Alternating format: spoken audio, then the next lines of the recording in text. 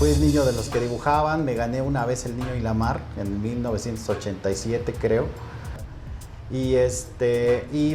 O sea, en mi casa siempre se supo que yo me gustaba eso, que yo me iba a dedicar a eso en algún momento.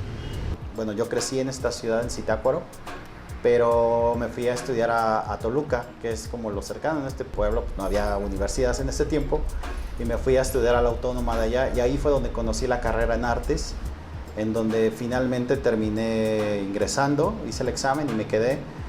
Y luego de eso me fui a la Academia de San Carlos, a la Ciudad de México, que fue por azares del destino que alguien me dijo, haz el examen, haz el examen.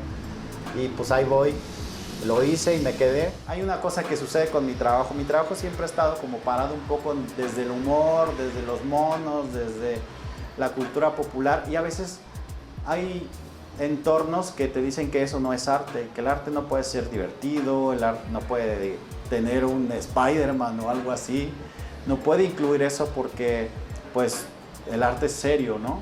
Entonces, a mí de alguna manera, a mí lo que me sirvió hacer estos estudios, el doctorado, la maestría, es para poder decir, bueno, o sea, yo considero que si puede haber una voz que valga es una persona especialista, y si un especialista es un doctor en artes, yo creo que me parece muy interesante que ahora con esa autoridad que te puede dar un papel, la gente sepa de ti que el arte puede ser muchas cosas más que lo que la gente cree que es.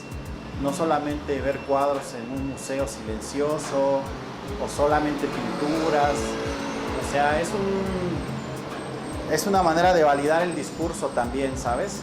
Y decir, yo tengo una investigación sobre esto, no me lo estoy sacando de la manga.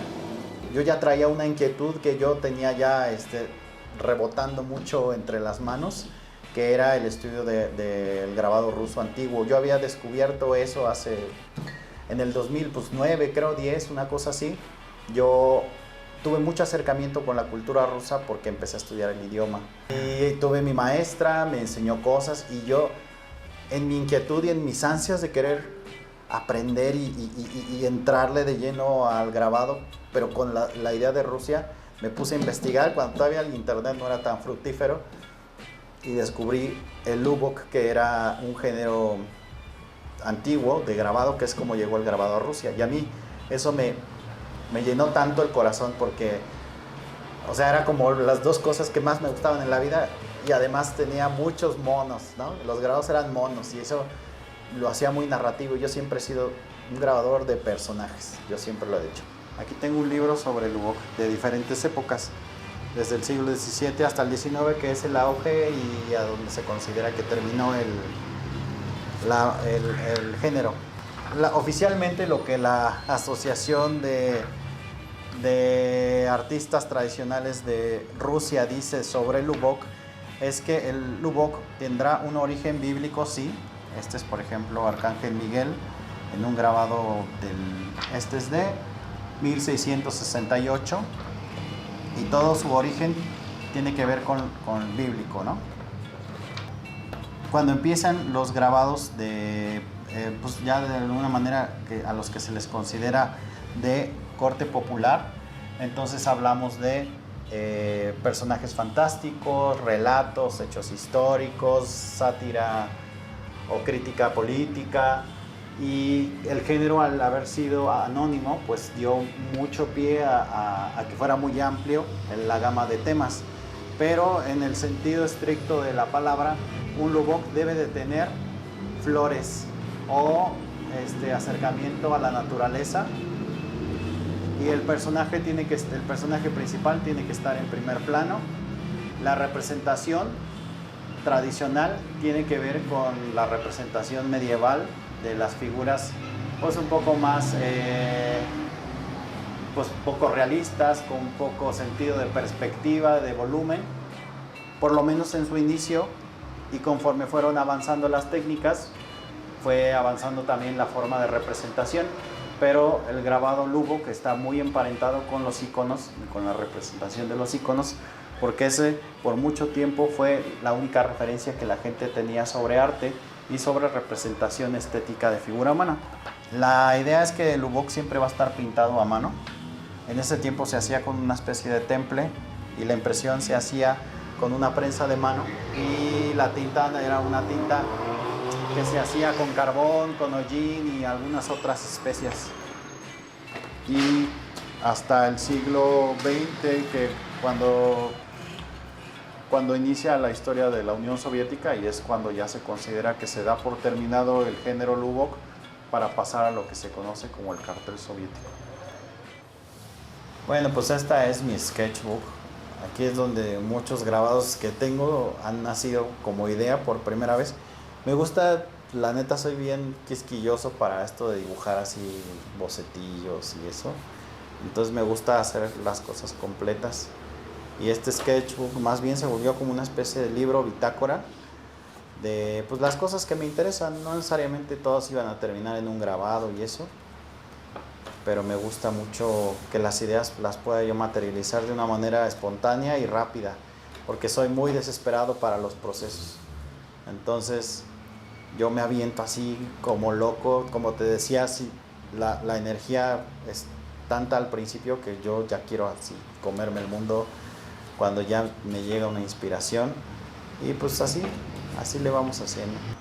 A mí hay temas que me apasionan mucho y esos me inspiran mucho, que es, por ejemplo, la Ciudad de México es un tema que me emociona mucho. Los relatos populares rusos, las caricaturas, los libros que me han gustado en la vida, películas. O sea, la música creo que sí tiene que existir a fuerza siempre para mí mientras estoy o dibujando o haciendo la placa o imprimiendo. Para mí la música es muy, muy importante. En el canon tradicional no es, digamos, bien vista, porque de alguna manera pues se piensa que rompe con la pureza de la estampa. Y pues la verdad es que es cuestión de enfoques. Yo he visto que es muy común que la gente haga, y al final el autor es el que tiene la decisión, ¿no? En mi caso, yo decidí hacerlo porque es parte de la tradición del género que yo estoy usando, que es el de Lubok, que son estampas pintadas, y pues en realidad ya la tradición no me interesa a estas alturas, y pues ahí está, ¿no? Entonces, por ese lado no me preocupa, no me causa ningún conflicto hacerlo, y más bien me causa conflicto no hacerlo, porque ahora yo percibo mis trabajos completos en el momento en el que llevan color, y pues yo, en lugar de ver como en detrimento esta actividad, más bien siento que está mejor porque es una estampa y es una pintura. Entonces para mí por ahí va, ¿no? Y de alguna manera romper ese esquema para mí sí fue importante. En el momento en el que yo vengo de una formación académica rígida, pues esto estaba prohibido, pero al final, como te digo, el artista es el que decide qué es lo mejor para la obra, y pues para mí fue romper también esa barrera de lo tradicional para hacer al final lo que yo quería hacer. Pues mira, yo creo que al final la historia se va trazando en el camino. Yo tengo algunas vistas de lo que me gustaría hacer en los campos que me gustaría incursionar, que uno de ellos es el art toy. Es una manera de llevar como edición limitada de figuras de tu creación. Entonces creo que mi grabado sí es muy figurativo en ese sentido. Yo siempre me he considerado un grabador más bien narrativo, y por ese lado quiero incursionar haciendo los juguetes, porque yo soy muy fan de los juguetes y siento que es como el paso que sigue y que me emociona mucho dar. Y por otro lado, me interesa que mi taller crezca como negocio y que me logre pues ampliar en el sentido de poder tener una sucursal, poner un taller, galería en otra ciudad, y pues no sé, o sea, me gustaría también trabajar para algunas marcas que se encarguen como de objetos o figuras o algo así, que tengan que ver con el coleccionismo, porque es una rama que a mí me gusta mucho, y me gustaría incursionar como un artista que pues entró y hizo algo en el mundo del coleccionismo. Eso me gustaría.